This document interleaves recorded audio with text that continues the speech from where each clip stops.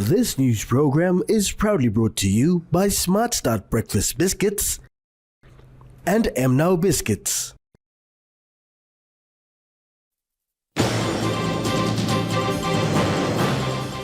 Peace talks initiated in Anga province. Member for Anga banner encourages scholarship recipients to plant coffee trees. And women leaders call for inclusion.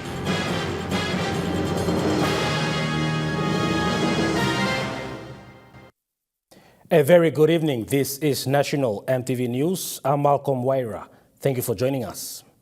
The leaders of the 3-in-1 faction of tribal conflict area between Quimananda village and Isle Valley in Wapanamanda district of Anga province have agreed to make peace with Sawala group after the 18th February massacre.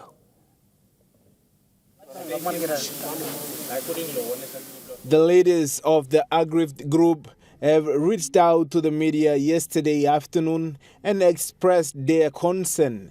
The 3-in-1 faction leaders indicated that this fight started in the Sac Valley of Wapanamanda district in 2021. Since then, it has escalated until the recent massacre.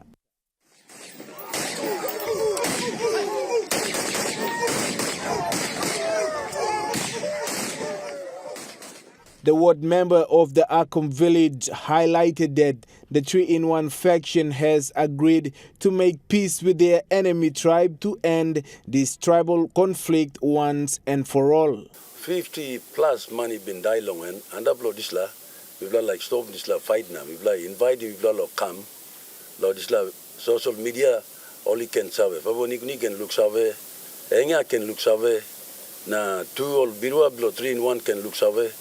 Now we like stop this la fight now. Surrender long government when government been talk long and we like be him na allow him long come. The Akom ward member expressed that they had enough of this conflict and they would like to surrender to the government. He added that many government services have been destroyed as a result of this conflict. Government me feel him you by in and of stop this la fight because fight them stuff inside long blood long Anga. Now fight by continue yet. Time you look him you like stop na make him go, you going to waste your time, waste the resource while as doing other things. So you me yet by stopping fight or same na. 3-in-1 and me come long front line long government na talk survey or same me like stopping fight. Ben Tipian, a 3-in-1 group representative, also shared his opinion. We have had enough. Program mining by open soon. Plenty, housing, schools, na amas hundreds of life, even loose finish. So now, me like him this la trouble fight. Continue again. Louis Mangu, National EMTV News. Meanwhile, the people of Isle Valley in the Wapanamanda district have already submitted a petition to the national government, the Anga provincial government, and the Wapanamanda District Development Authority through the police commissioner to end the tribal conflicts. The representative of the 3-in-1 group, Ben Tipian, mentioned that to end the tribal fight once and for all, they have come up with the way forward resolution. All the leaders of both factions has to sign an MOU and surrender all our high-powered rifles and guns. Wapanamanda District Development Authority and the Anga provincial government has to passage all these illegal firearms at a price that would compel them to willingly surrender. Both factions know the number of guns in both ends. All the deserted land belonging to the affected tribes must be returned to the rightful customary owners without paying any compensation to either party or at all. Two of the main points stated in the resolution are involvement of the Anga provincial government and the Wapanamanda DDA. The provincial government and the Wapanamanda DDA must provide financial assistance to restore the villages, including building schools and aid posters and health centers to the affected tribes. The aggrieved parties urged the government to assist this peace talk to end the tribal fight. They request that they want to go back to their respective villages and rebuild. Louis Maingu, National EMTV News. The recent bill passed in Parliament declaring PNG as a Christian country has raised many grievances from the opposition and the public. One of the organizations not in favor of this bill is the PNG Trade Union Congress, stating that about 90% of Papua New Guineans are Christians and a formal declaration to the world can result in security issues. According to the U.S. Department of State 2022 report on international religious freedom, 98% of Papua New Guineans identify as Christians, 60,500 identify with the Baha'i faith, 800 as members of the Jewish community in Port Moresby, and 10,000 Muslims.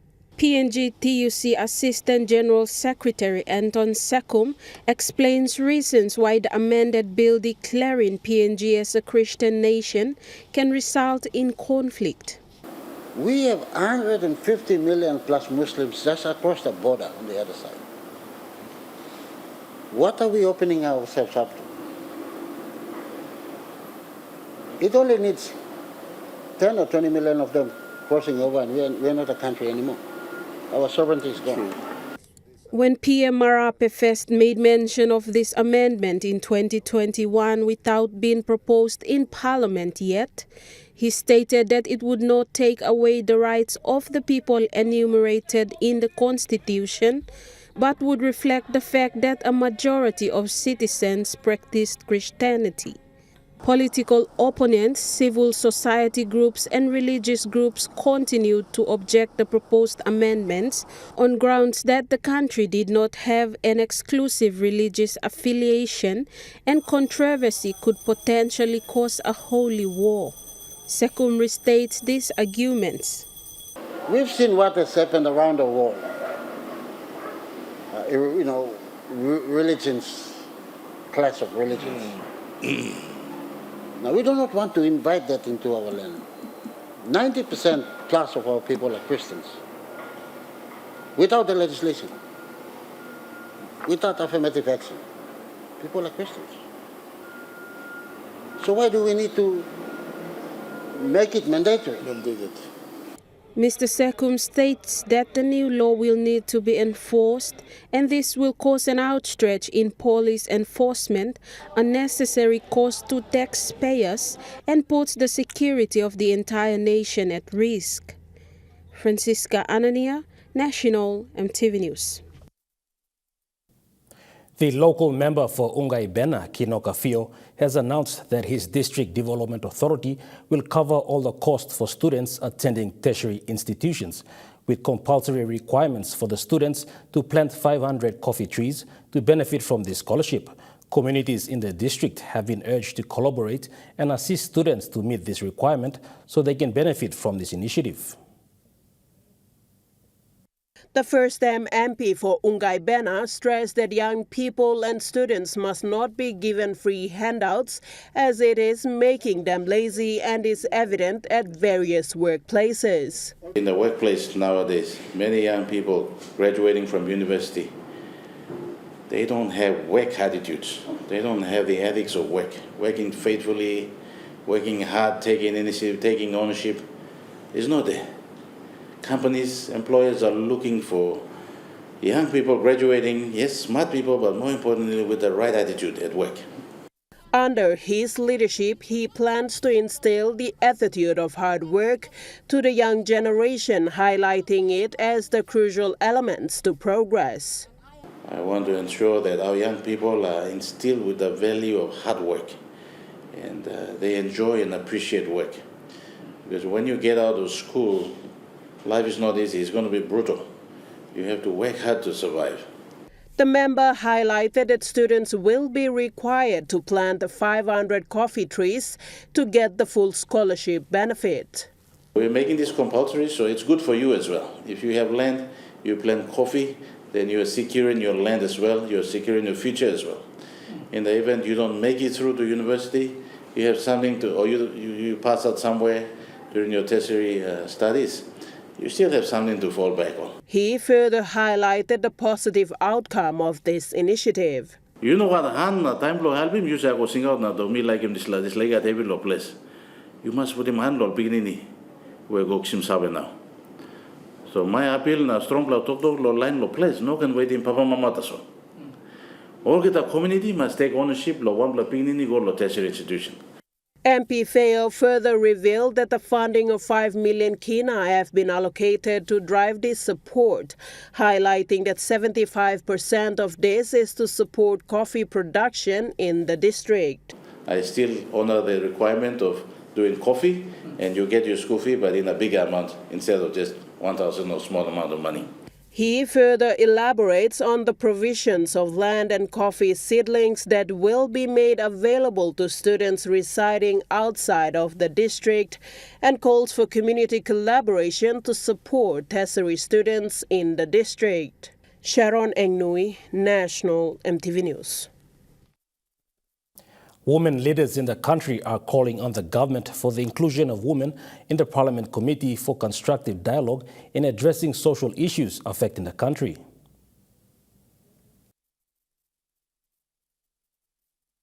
Pointing out that issues affecting women were not addressed in the recent sitting of Parliament, the founder of PNG Women in Politics, Dorothy Takwe, stressed that members of Parliament must also give social accountability. They are concerned about political and economic accountability, but we are asking for social accountability, which they have pushed us women into.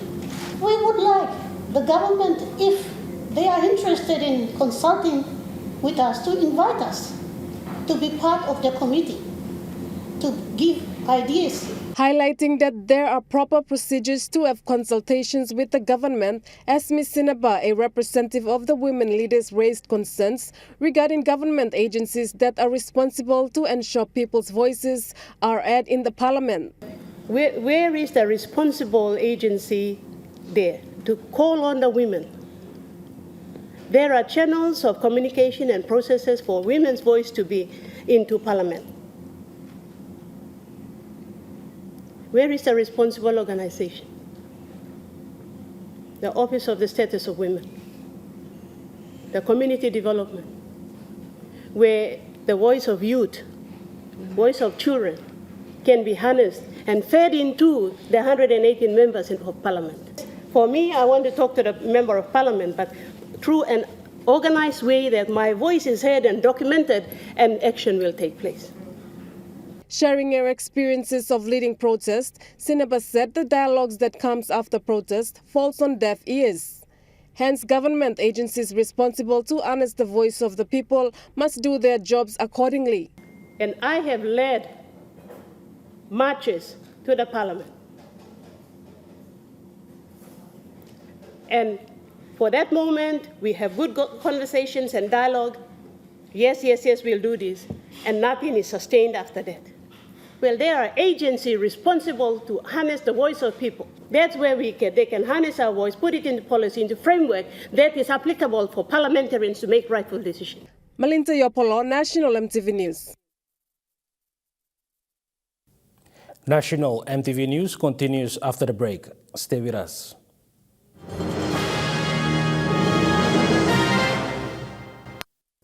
You're watching National EMTV News. Flights out of the nation's capital this morning were delayed by what national airline company Air Niugini described as inclement weather conditions. In a statement released by Air Niugini, inclement weather conditions have hampered restoration of services this morning.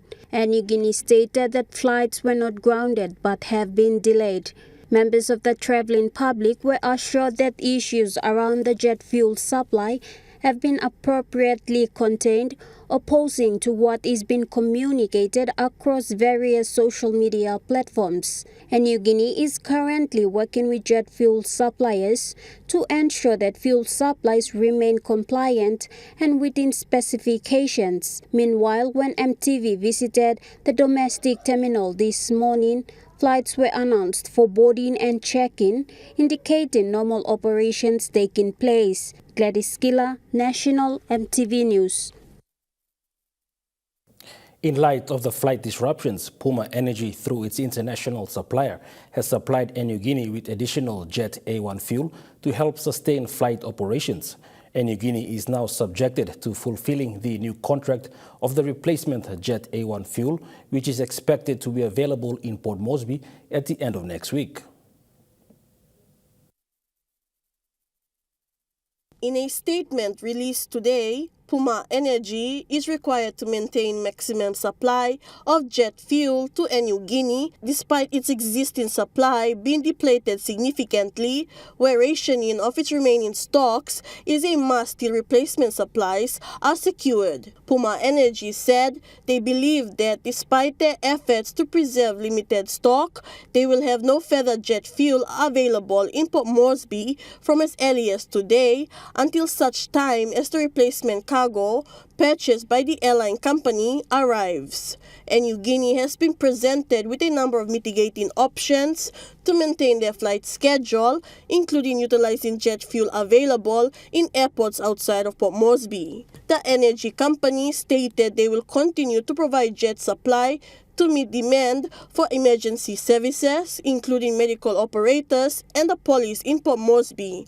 Despite the active court order, the company believes New Guinea will allow fuel supply for emergency services to be prioritized in the interest of the country. The energy company continues to urge the government to set up a task force to minimize the impact on fuel supply disruptions to communities and the economy. Claire Mauta, National EMTV News.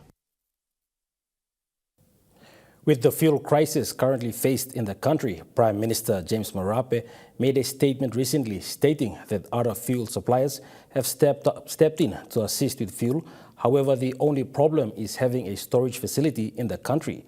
Following the Prime Minister and ExxonMobil's statement on supplying fuel for the country, a local company, Napa Napa Holdings Limited, a business arm of Krui clan, has proposed for an alternative land for fuel storage. PNG is heading into another fuel crisis with the country's sole fuel provider announcing last week that it has run out of supply, causing fuel disruptions, long queues at service stations and transport disruptions around the country. Statement by the Prime Minister and ExxonMobil have revealed that ExxonMobil is willing to be the fuel supplier. However, there is a need for a fuel storage facility. With the problem of not having a fuel storage facility, Naba Naba Holdings Limited, business arm of the Kuru clan, has made a proposal to the government and to ExxonMobil. Chief Consultant and Executive Director of the Naba Naba Holdings Limited, Achilles Penny, is proposing available land for alternate fuel refinery for the country. I'm offering an alternative to the government and ExxonMobil, especially ExxonMobil, but not limited to ExxonMobil, to all the other oil company and gas company out there who wants to participate and make something out of them, to make profits or what we all look at in business out of this. I'm opening up my hands. The land, there is land available from where the oil refinery sits under DA5, where I'm in charge as the chief consultant. There is land, arguable preferred land available to develop. Mr. Penny directs this proposal to the government and to ExxonMobil to consider. At this point, and just in time, we're trying to assist the government of the day in this country and to open our hands to ExxonMobil. If you're serious, come in, take up the land and build it under the compulsory land acquisition and let it go for 5-10 years, then we can talk about the land compensation.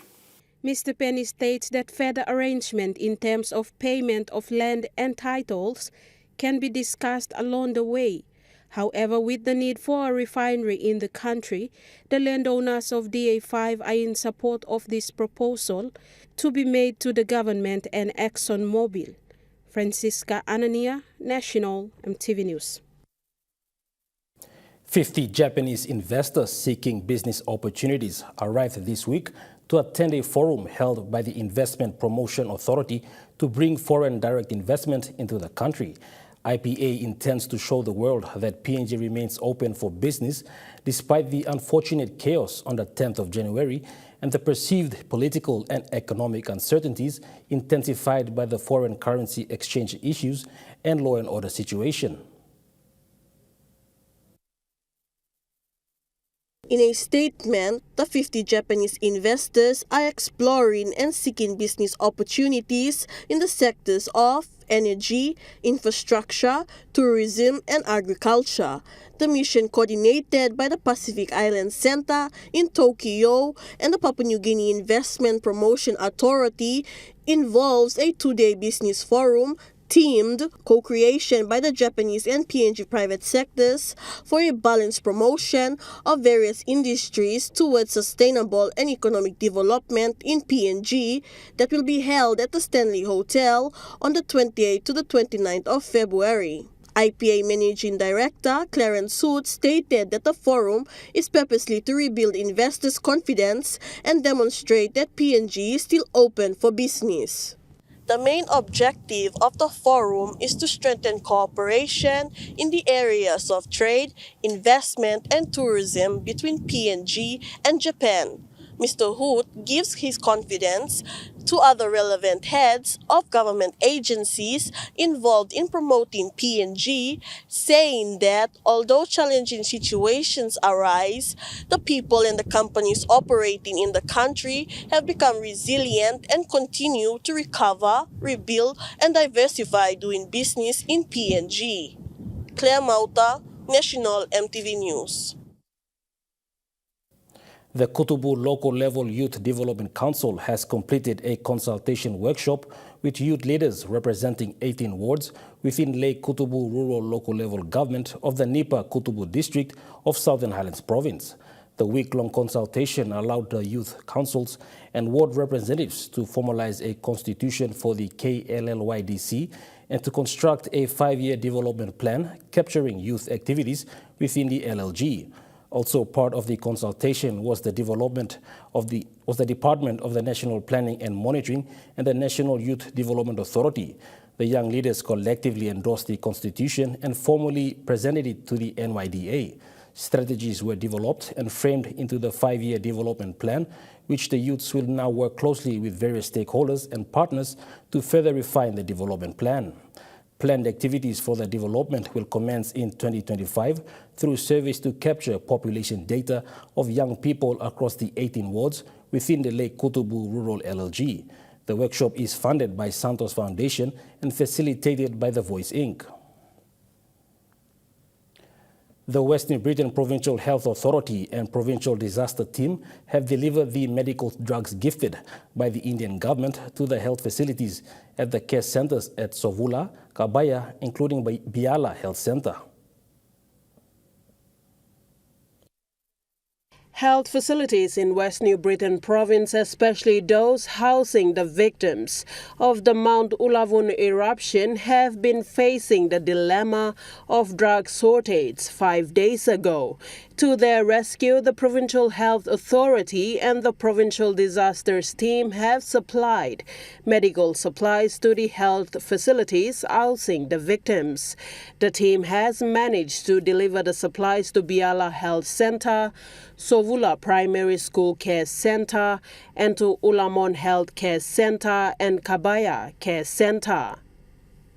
These supplies were from the Government of India. Recipients of the relief supplies of medical items acknowledged all the efforts of all stakeholders involved to bring these vital items to the affected communities. According to Clement Bailey, the director for the Provincial Disaster Center, the drugs are for everyone in the community and are free of charge. The director also acknowledges the efforts of the national government and the Indian government for the support, including the support from the Australian government. Sharon Engnui, National EMTV News. National MTV News continues after the break with Chukai Sports. Stay with us.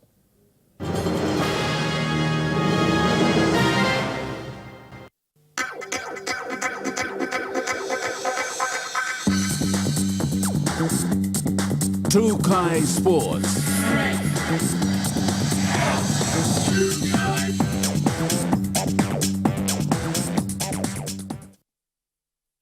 Welcome to Chukai Sports. Papua New Guinea Boxing Union is set to host trial matches on March 1st at the Sir John Guy's Indoor Complex in Port Moresby. These matches aim to identify boxing talents who will represent PNG in the upcoming sporting events.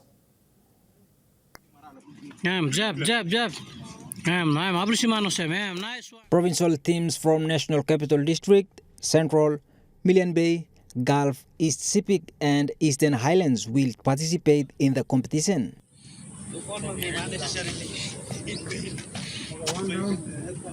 Junior Kauko Raka, director of NCD Amateur Boxing, expressed gratitude to PNG Boxing Union President Dr. Gideon Kendino and his team for organizing the event.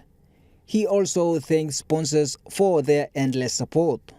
The initiative also serves as a pathway to develop boxers in Papua New Guinea and is part of the Go Rural to Go Global program strategy underpinned by PNG Sports Foundation.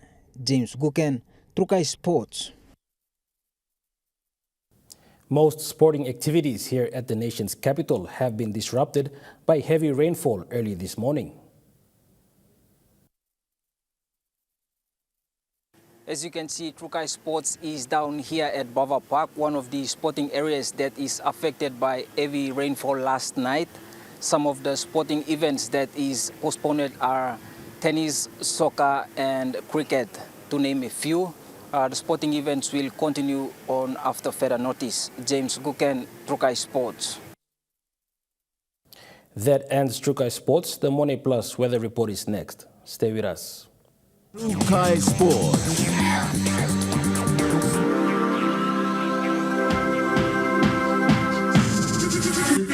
Chukai Sports.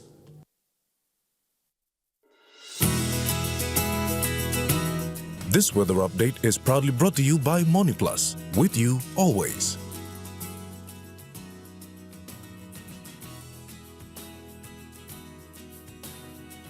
The weather forecast for the next 24 hours. For the southern region, Port Moresby City, cloudy with few showers and drizzles. Daru, partly cloudy with few showers possible. Kerama, cloudy with few showers. Alotau, partly cloudy. Popondetta, partly cloudy with few showers possible.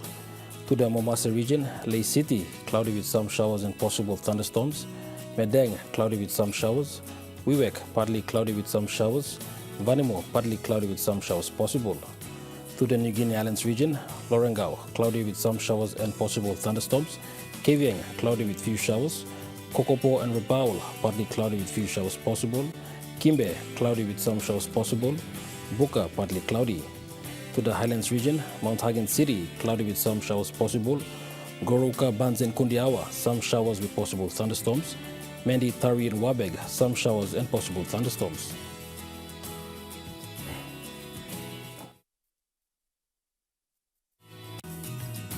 The weather update was proudly brought to you by Money Plus, with you always. And that wraps up the news, sports and weather for Sunday, the 25th of February, 2024. From all of us here, pleasant viewing. Bye for now.